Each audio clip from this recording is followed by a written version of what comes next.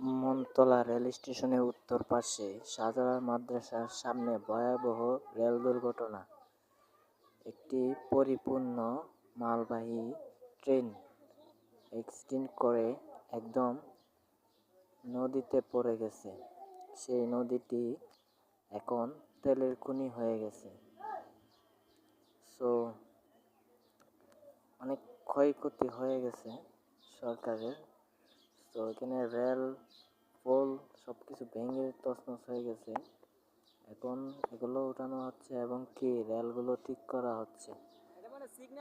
আপনারা দেখতেছেন এখানে অনেক মানুষ তেল নেওয়ার জন্য ভিড় করে আছে। অনেক মানুষের পানি থেকে তেল তুলতেছে, দেখতে পাচ্ছেন। তারা পানি থেকে তেল তুলতেছে, সংগ্রহ করতেছে। তেল আর পানি সব একসাথে হয়ে গেছে পুরো। যে এখানে ছোট একটা নদী আছে, দেখতে পারতেছেন এখানে ভয়াবহ দুর্ঘটনা ঘটছে।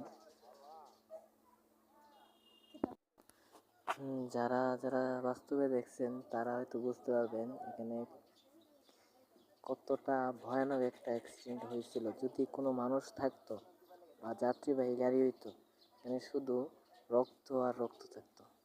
যাক, আল্লাহ রহমত করছে, কোনো মানুষবাহী গাড়ি ছিল না, ছিল তেলবাহী গাড়ি।